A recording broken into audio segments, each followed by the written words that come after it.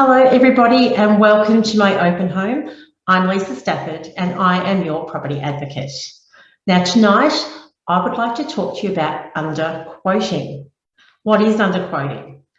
You know, it's one of those topics that is so often talked about, and there's a little bit of a misconception when it comes to what underquoting is. Because so many people that I speak to think that when a property sells for more than it's been advertised for, it's been underquoted. Well, that's not necessarily the truth, because more often than not, this is because there's competition for that property and it has been sold for above the advertised range, which is quite normal. So let me explain to you what underquoting really is. In 2017, Consumer Affairs put new legislation in place to try and stop agents underquoting properties for sale, to make it fairer for buyers in the market. So there's three key areas that they implemented. And underquoting is when a property is advertised for below what the vendor's reserve price is. Underquoting is when a property is advertised for less than a price that has already been rejected by the vendor. And underquoting is when a property is priced below what the agent's estimated selling price is. Now that is what underquoting is, according to Consumer Affairs. Now, I know it gets a little bit tricky because, you know, there's ways that this can sort of be a little bit, I guess, manipulated in some ways. So what Consumer Affairs have done is that they've enforced that the agents need to provide the buyers with a statement of information. And this shows the buyers what their estimated selling price is for each property that they have got for sale. Now, on this statement of information, they need to put that price on there. And this can be a single price or a range price, but it can only be 10% range, okay, from the lowest amount. Now, it gets really interesting because in Melbourne Metropolitan, if there's a property, you need to have 3 comparable sales on that statement of information that have been sold within the last 6 months and are within a 2-kilometre radius of the property that is for sale, okay? So if the agent can't find a comparable sale that matches that criteria, then they can just say, well, I couldn't find one. So we've just, estimated that price on our own, I guess, knowledge and experience. If it's outside the Melbourne metropolitan area, so regional Victoria, then those criteria change a little bit. It can be up to 18 months of comparable sales data, and it could be a 5-kilometre radius. All right, so they've got a little bit more leeway. Now, I guess, with that statement of information, if the price isn't advertised online on realestate.com or on Domain, that statement of information is accessible, and you can just click on that and have a look at what their estimated selling price is for that property. Now, the way that they can get around, I guess, the legislation part or the compliance part of this underquoting, I guess, legislation is that more often than not, the reserve price is not set until just before the sale, whether it be just before the auction or just before negotiations start to take place. So if there is no reserve price on the authority, then they can advertise it for an amount that is not going to be less than that, okay? Another way around it is, if they're getting offers that are within the quoted price range, but they're quite confident won't be accepted, then they won't encourage that offer to be taken in writing, okay? They will be encouraging verbal offers to come through, in which case there's no proof that they've actually received that offer. So that's why I would always recommend, if you're submitting an offer for a property that you want to buy, you always write it up in a contract of sale, okay? Because they have to show it to the vendor and they have to adjust their price if it's not accepted at that level, all right?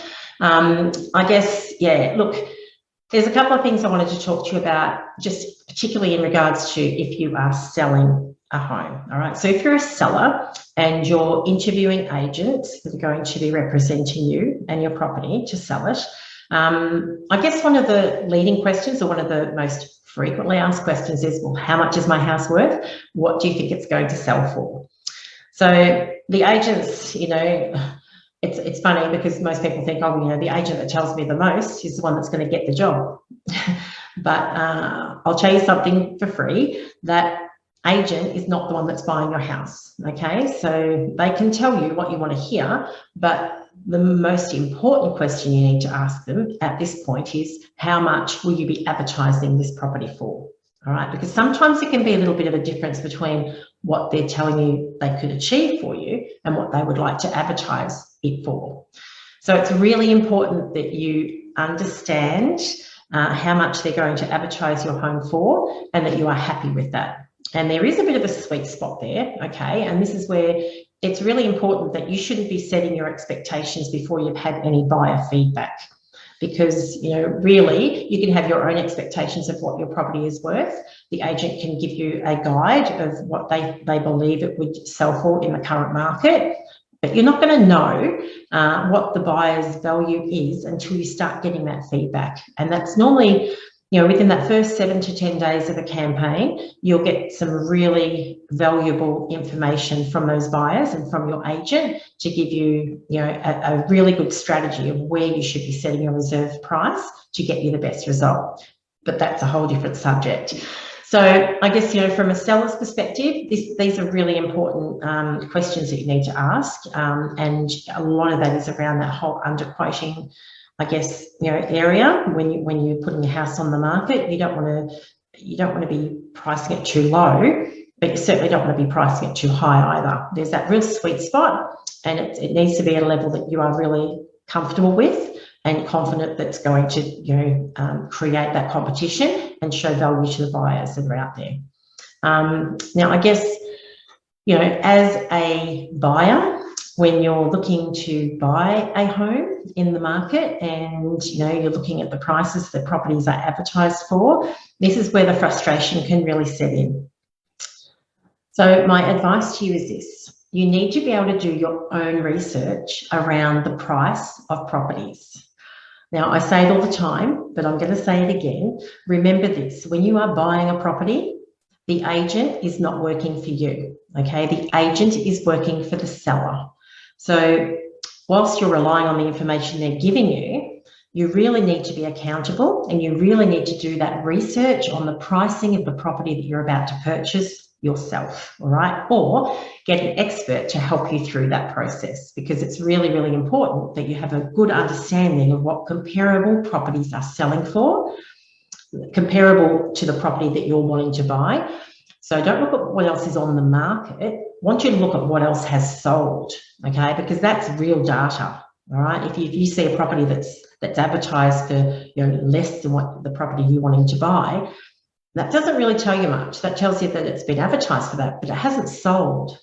Okay, so look at the sales data and really start to work out exactly what those comparable properties are selling for, and how many buyers are missing out, because for every property that sells, there's normally 1, 2, or even 3 underbidders. So those underbidders are still out there, and they are your competition. All right, so it's important that you have those tools to be able to do your own research. Now, as a buyer's agent, I spend a lot of time doing that price assessment for my clients on the properties that they want to purchase. And I've put together a comparable sales tool that I'd love to be able to provide to you, that you can use to help you with that research. Okay, so I'll put a link in the comments after this video, and you're welcome to download that. And it's a fillable PDF. It really is made so that you can use it on your desktop, and you can use it time and time again. You can reset it and use it as many times as you want, or you can reach out and ask me to help you really dive into that assessment a little bit further if you need to. Look, I hope that's been helpful, and I hope it's kind of explained a little bit more about what underquoting actually is.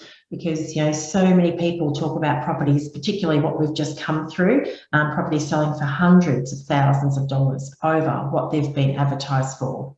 And look, it does happen, and it's a bit of a balance between the two of, look, properties are generally priced quite low. Agents have got this attitude that, price them low and watch them go. You may have heard that saying, and it makes my skin crawl, but that's the facts. But in all honesty, there are agents out there that are trying to do the right thing, that are trying to, do the right thing by buyers, by pricing properties realistically.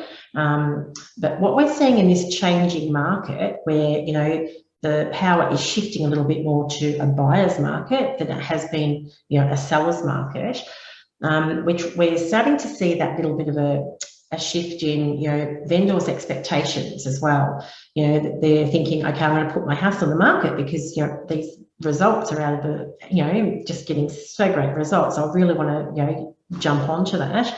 So their expectations are really high.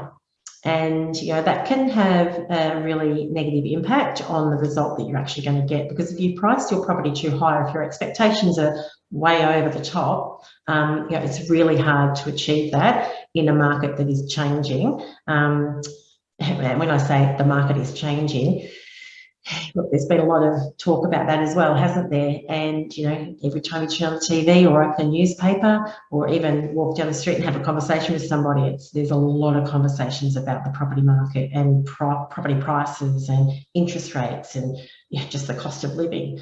But, there are so many different markets that we are talking about. So don't generalise.